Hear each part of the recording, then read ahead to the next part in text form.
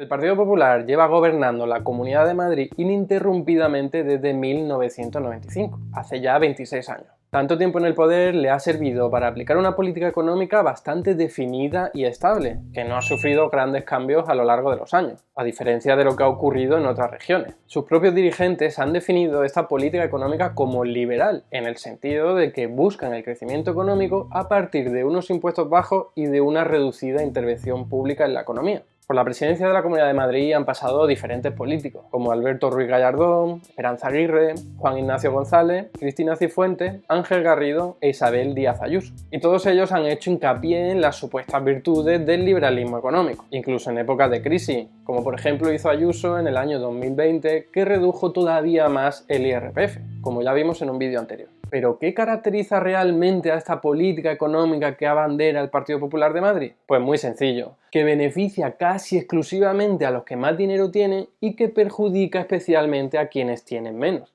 Esto no es una opinión, es una evidencia empírica contrastada por innumerables estudios. En todo caso, el debate está en si este tipo de políticas orientadas hacia los ricos acaba beneficiando de alguna forma al resto de la población, como defienden algunos, y que en economía se llama efecto goteo, beneficiar a los de arriba para que parte de su abundancia gotee a los de abajo. Aunque lo cierto es que a lo que estamos más acostumbrados es a esto, a que los beneficios se queden estancados en las capas altas y que nunca lleguen más abajo. O esta variante, que los beneficios acaban en paraísos fiscales como Panamá, sin que lleguen abajo. Vamos a ver qué pasa exactamente en la Comunidad de Madrid. Lo primero que hay que señalar es que la política económica que ha seguido el PP en Madrid se ha basado fundamentalmente, si no totalmente, en la reducción de impuestos. Esto puede que suene bien a priori, pero aquí hay que tener muchas cosas en cuenta. La primera es que, por su propia definición, reducir los impuestos no sirve absolutamente de nada a quienes menos dinero tienen. Esto es fácil de entender. Los impuestos se pagan en función de la capacidad económica. A medida que tengas más dinero, más impuestos pagarás proporcionalmente. Pero cuando no tienes ingresos o tienes muy pocos, no pagas impuestos. Así que el hecho de que te los bajen te da absolutamente igual, porque ni pagabas antes ni pagarás después. La reducción de impuestos solo beneficia a quienes los pagan, y si los pagan es porque tienen dinero para ello. Por ejemplo, y utilizando datos de la propia comunidad, en Madrid no pagan el IRPF unos 2,7 millones de personas de un total de 5,6 millones mayores de 16 años. Por lo tanto, casi la mitad de todo Madrid que no tiene ingresos o que los tiene muy bajos y que son precisamente los que más ayuda podrían necesitar, no se ven beneficiados por las políticas de reducción de impuestos del Partido Popular. Lo segundo que hay que tener en cuenta es que dentro de esa mitad de personas que sí pagan IRPF, no todos se benefician por igual. El PP de Madrid ha bajado más los impuestos a quienes más dinero ganan. Por ejemplo, aproximadamente la mitad de los contribuyentes ganan menos de 20.000 euros al año. Si tú eres uno de ellos, pagas más o menos lo mismo que si vivieses en cualquier otra comunidad autónoma, y pagarías menos si vivieses en Euskadi. Vaya, que como mucho te ahorras 20 euros al año. Seguro que no te saca de pobre. Si ganas 30.000 euros al año, que es lo que le ocurre a los que se sitúan en esta franja de los declarantes, más de lo mismo. En Euskadi pagarías menos, y como mucho te ahorrarías 50 euros al año. No parece que vayas a poder hacerte rico así. Si en cambio ganas 45.000 euros, que es una cantidad ya bastante importante que solo gana un pequeño porcentaje de la población adinerada, entonces en Madrid pagarías bastante menos en impuestos que si vivieses en otra comunidad autónoma, exceptuando Euskadi. Unos 200 euros menos que en la media española y unos 700 menos que en Navarra o Extremadura. Pero es que si ganas 110.000 euros, que solo lo hace un 5% muy adinerado de los declarantes, entonces en Madrid pagarían menos impuestos incluso que en Euskadi, unos 700 euros menos que la media nacional y 2.400 menos que en Navarra o la Comunidad Valenciana. Y si ganas 300.000 euros, que es un pastizal y que lo hacen 4 gatos millonarios,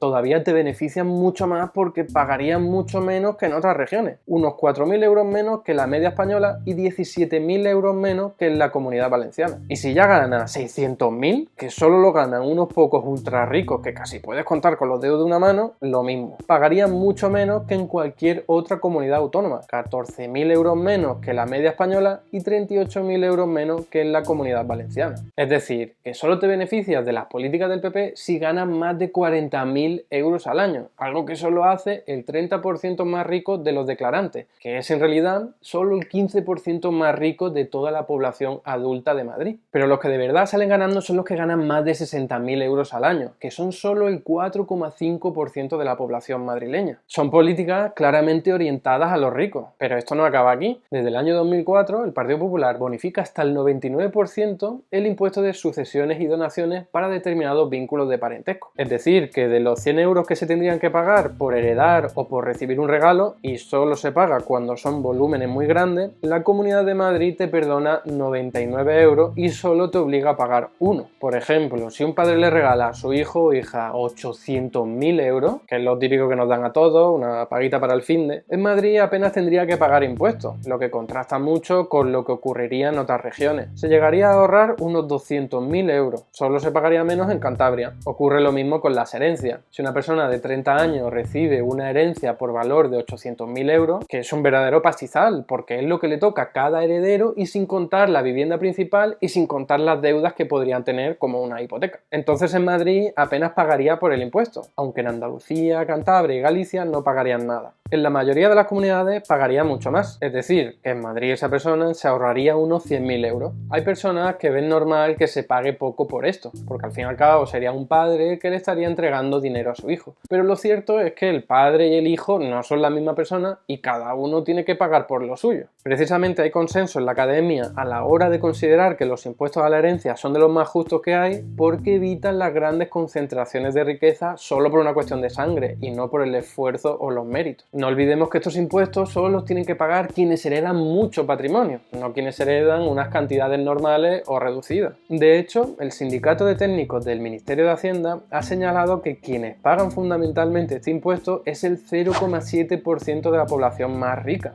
y que una supresión de dicho impuesto les beneficiaría fundamentalmente a ellos y perjudicaría al 72,4% de la población que cobra entre 6.000 y 60.000 euros al año, porque acabarían compensando la pérdida de la recaudación pagando otros impuestos, pagando más intereses de deuda o recibiendo menos servicios públicos. Por cierto, el impuesto de sucesiones tiene muy mala fama porque ha sido intencionadamente confundido con el impuesto de plusvalía, que ese sí que genera situaciones injustas en las que se obliga a pagar mucho a alguien que tiene pocos recursos y por eso ha sido declarado anticonstitucional, al menos parcialmente, por la justicia. Pero todavía hay más. Y de hecho lo más grave, porque desde el año 2011 el Partido Popular suprimió en la práctica el impuesto de patrimonio que grava la riqueza de las grandes fortunas. Por ejemplo, quien tiene un patrimonio valorado en 800.000 euros, que no sea su vivienda principal y descontando las deudas, lo que es mucho dinero y que solo le ocurre a 18.000 madrileños, el 0,32% de la población, en Madrid no paga nada, como en Vizcaya y Álava, a diferencia de lo que ocurre en la mayor parte de las regiones, donde algo se paga, aunque no sea mucho.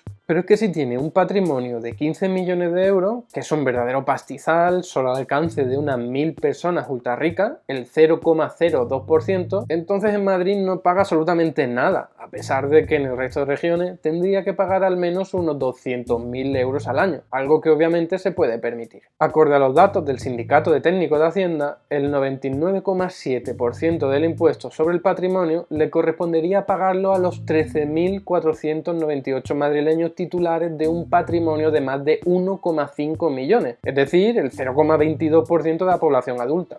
Así que no hay duda, el Partido Popular de Madrid legisla claramente a favor de los ricos, lo que contrasta mucho con quienes menos dinero tienen porque es que no reciben ningún tipo de ayuda. Esta peculiar situación fiscal de la Comunidad de Madrid ha llevado a muchos estudios a calificar la región como un paraíso fiscal, ya que al ofrecer una tributación tan baja a las grandes fortunas, conlleva que muchas de ellas, residentes en otras partes del país, se cambien el domicilio simplemente con el objetivo de pagar menos impuestos. Acorde a este estudio, en los 5 años posteriores a la supresión del impuesto al patrimonio, la comunidad recibió a 6.000 contribuyentes de otras autonomías para escapar del pago de ese tributo, y todas esas personas tenían un patrimonio superior a los 700.000 euros. Algo similar ocurrió en 2004, cuando se empezó a bonificar el impuesto sobre sucesiones, pues entonces hubo 38.921 declaraciones y ahora rondan las 90.000. Y la población no ha crecido en esa proporción. Esto ha provocado que la herencia media en la Comunidad de Madrid sea de 150.000 euros, cuando la media estatal está en torno a los 105.000, lo que solo se puede explicar porque muchas personas acaudaladas se han domiciliado en Madrid.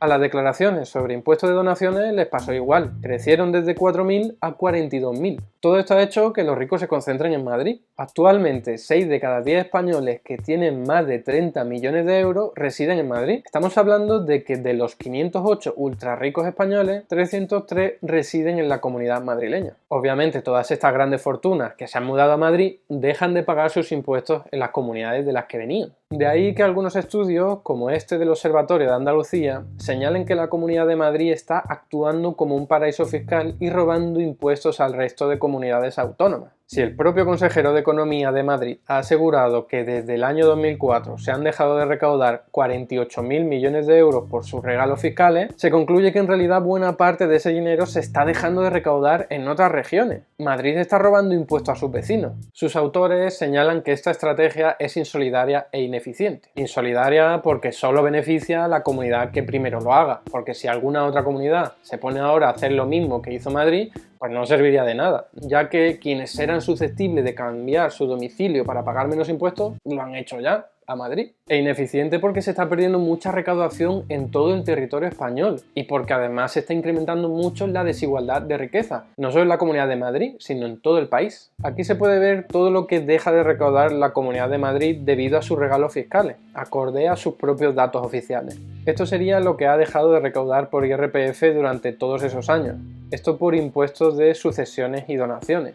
Esto por impuesto de transmisiones y actos jurídicos documentados. Esto por el impuesto de patrimonio. Y esto todo sumado. Esa cantidad que se deja de ingresar es equivalente al 20% del presupuesto de la Comunidad de Madrid. Y claro, si ingresas menos por impuestos y no quieres reducir el gasto público en la misma proporción, no te queda más remedio que endeudarte. De hecho, y tal y como ha calculado el economista Carlos Sánchez Mato, durante los 26 años del gobierno del Partido Popular, y al mismo tiempo que se perdonaban impuestos a los ricos, la deuda por madrileño iba aumentando desde los 544 euros hasta los 5.129 euros actuales. Y con el incremento de la deuda también han aumentado muchísimo los intereses a pagar por ella, desde un 4% de todo el presupuesto en el año 2007 hasta el 16% en el año 2020. Ojo que en esto ha tenido mucho que ver, tal y como se pone de manifiesto en esta investigación del diario El Salto, el hecho de que los gobiernos madrileños hayan preferido endeudarse directamente en el mercado financiero en vez de endeudarse a través de los canales que ofrece la administración central. De hecho, es la única comunidad autónoma del régimen común que lo ha hecho en esos niveles, lo que no tiene explicación más allá de querer hacerle el negocio a los inversores financieros, que por otro lado, curiosamente suelen ser sus amigos o ellos mismos.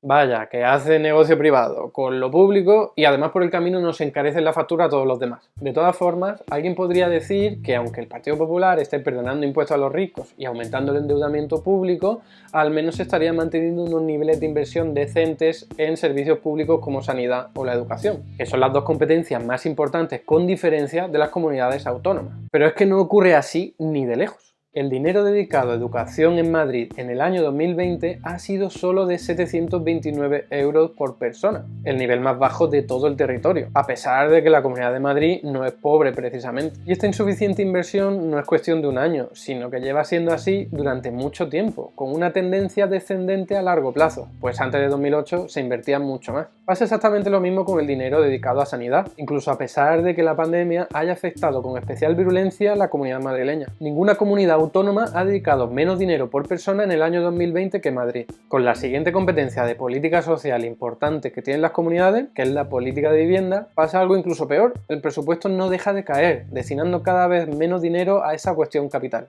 Además, es que la comparación juega todavía más en contra de Madrid por dos motivos. Uno es que la Comunidad de Madrid es de las regiones más ricas de toda España, por lo que podría dedicar más recursos al presupuesto que la mayoría. Y el segundo motivo es porque ser la región con el coste de vida más elevado, un 14% por encima de la media española, no le valdría con tener el mismo presupuesto por persona que el resto de regiones, sino que tendría que tener más, cosa que ni de lejos ocurre. Este miserable presupuesto, sumado a los regalos fiscales a los ricos, provoca que, tal y como revela el informe FOESA de desigualdad, haya 1 millón de personas, el 16% de la población, bajo el umbral de la pobreza, que la desigualdad entre los ricos y los pobres sea la más alta de España y que la falta de vivienda sea la primera causa generadora de exclusión. Vamos, que eso del efecto goteo más bien poco. Vale, pero aquí queda una última cosa por ver. Y es que hay algunas personas que señalan que aunque Madrid tenga datos malos en desigualdad y en presupuesto público, al menos tiene unos niveles bastante importantes de actividad económica y de empleo, lo que en teoría se debería a esa estrategia de reducir los impuestos a los ricos y atraer grandes fortunas. Bueno, pero ¿qué hay de verdad en todo esto? Pues es muy difícil dar una respuesta tajante, pero sí que hay muchos motivos para pensar que hay muy poco de verdad en eso. Sí, Madrid es una región próspera que atrae muchas inversiones y muchos trabajadores, pero nada nos dice que eso sea así gracias a su reducción de impuestos a los ricos. Más bien, la evidencia disponible nos apunta en una dirección muy diferente. Se ha publicado recientemente un prolijo estudio que analiza precisamente cuál es la razón del éxito de la Comunidad de Madrid, y sus conclusiones tienen muy poco que ver con el discurso del Partido Popular de Madrid y sí tienen mucho que ver con el hecho de que la comunidad albergue en su seno a la capital de todo el país. En primer lugar, nuestro país tiene un sistema radial de carreteras y ferroviario cuyo epicentro se sitúa en la capital, en Madrid, lo que facilita y abarata el desplazamiento de mercancías y viajeros, lo cual es imprescindible para la actividad económica. Si además le sumamos su infraestructura aeroportuaria, que es la que más inversión ha recibido de todas las del país, concluiremos que ninguna otra región disfruta de estas ventajas económicas.